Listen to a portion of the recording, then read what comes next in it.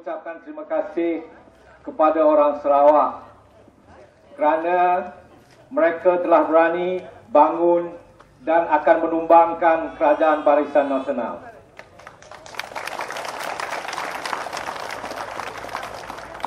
Kunci kepada pembebasan Sarawak ini adalah nasionalisme Dayak. Naikkan nasionalisme Dayak. Ini adalah kunci untuk pembebasan Sarawak. Apabila Dayak telah marah, maka Barisan Nasional akan gugur. Hanya orang-orang Dayak yang akan menentukan ke mana arahnya Sarawak ini. Mereka adalah pribumi negara ini, maka mereka harus menentukan garis perjuangan negara ini. Hidupkan perjuangan dan nasional Dayak.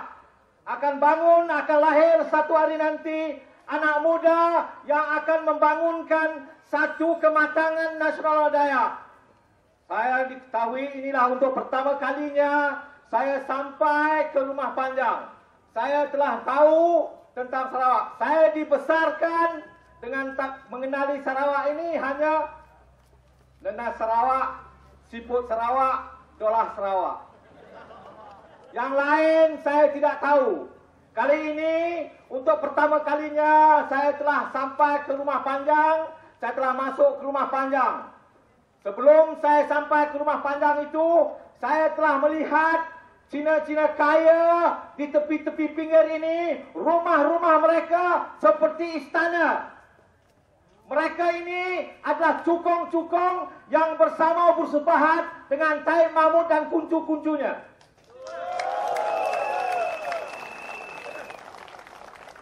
Apabila saya sampai ke rumah orang Kendayan, saya cukup terperanjat kerana melihatkan kemiskinan mereka. Bukan saja rumah mereka robek dan kotor, tapi keadaan hidup mereka adalah begitu daif sekali. Kerana itu saya merasakan, saya melihat bahawasanya kunci pembebasan Sarawak ini adalah kunci semangat nasionalisme IBAN. Semangat nasionalisme Dayak. Naikkan semangat nasionalisme Dayak. Naikkan semangat nasionalisme IBAN. Hanya IBAN dan Dayak yang akan menentukan ke mana arahnya Sarawak ini. Saudara-saudara sekalian harus menyadari bahawa saudara sebenarnya kalau mengikut sejarah telah memasuki Federasi Persekutuan Malaysia. Lihat apa yang telah terjadi. Sebuah negara yang begitu kaya sekali telah menjadi sebuah negara yang begitu miskin sekali. Ini kerana pimpinan daripada Barisan Nasional. Ini kerana pimpinan daripada Barisan Nasional yang tidak mengerti. Hari ini mereka menjanjikan 45,000 juta untuk ikan, untuk masjid, untuk sekolah Cina, untuk ini. Katakan pada mereka telah terlambat. Ini harus dilakukan 20 tahun dahulu. Sekarang ini saya telah pergi ke 3-4 Rumah Panjang. Saya memerhatikan bahawa kesedaran nasionalisme IBAN itu sedang naik. Pada 16 hari bulan ini nanti, ibu-ibu, kakak-kakak, adik-adik akan melihat satu perubahan. Jika berlaku perubahan di Sarawak ini, maka kita juga akan menjanjikan perubahan akan berlaku di mana kita semua akan sampai ke Putrajaya.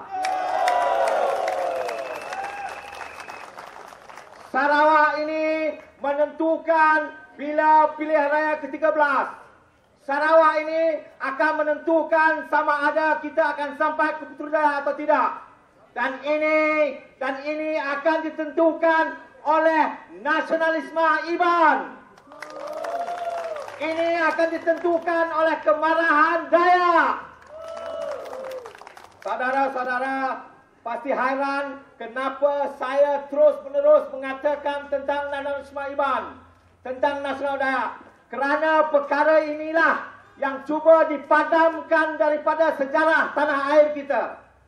Orang Iban, orang Dayak telah ditepikan, telah dipinggirkan.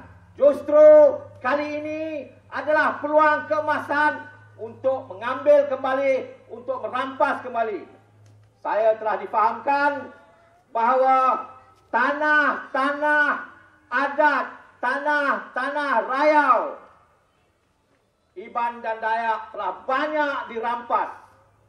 Saya telah menemui seorang orang tua, nama dia Junior Anak Belang, di sebuah rumah panjang. Dia bercakap dengan saya mengatakan semenjak tahun 1964 tanah mereka telah dirampas. Tahun demi tahun demi tahun mereka telah cuba mendapatkan pampasan. Tahun demi tahun mereka telah gagal. Juana Anak Belang telah berkata kepada saya, Taib Mahmud tidak mengaku sehingga sekarang ini bahawa dia adalah perompak tanah. Taib Mahmud sehingga hari ini tidak mahu mengakui bahawa dia telah merembat balak. Balak tanah ini bukan milik Taib bin Mahmud, bukan milik Abang bin Johari, bukan milik Datuk dan Tan Sri. Ini adalah milik harta seluruh rakyat Sarawak. Agihan ekonomi yang tidak adil, agihan ekonomi yang tidak adil akan menjadikan orang-orang kaya duduk di kawasan-kawasan lumayan, manakala orang-orang miskin akan duduk di rumah-rumah panjang yang kotor dan sungai-sungai yang telah berlumpur. Saya juga dipahamkan dalam salah satu ceramah YB Lim Kip Siang telah diberitahu kepada umum bahawasanya Taib Mahmud ini telah merompak tanah di Sarawak ini seluas 23 kali Singapura. Saudara-saudari, ibu-ibu, bapa-bapa, adik-adik, Dayak, Kandayan, Iban, apa saja, 23 kali ganda Singapura adalah satu tanah keluasan yang telah dirompak oleh Taib Mahmud dan kuncu-kuncunya.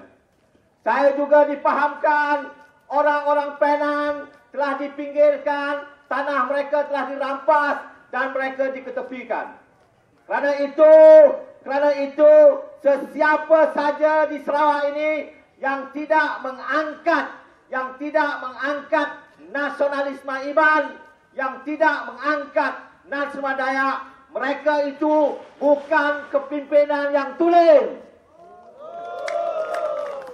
Kalau mereka tidak mengangkat nasionalisme Iban, kalau mereka tidak mengangkat nasionalisme Dayak, artinya mereka hanya mengangkat nasionalisme Balak. Tuan-tuan, kawan-kawan sekalian, saya juga telah melihat bagaimana sungai-sungai menjadi kotor. Saya juga telah melihat pokok-pokok menjadi kering.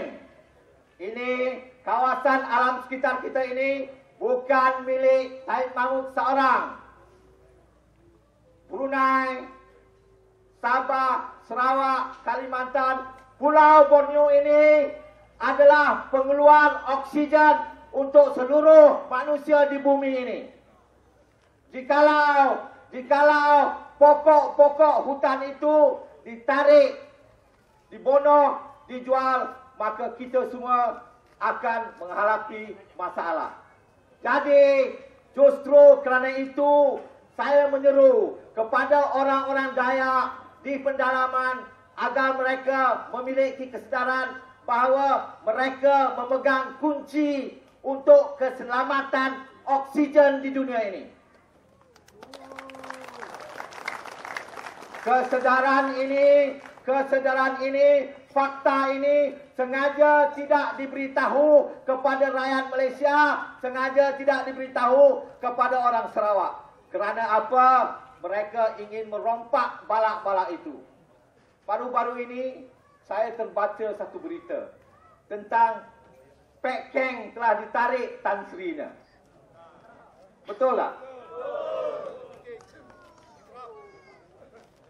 Dia ini adalah lanun yang besar.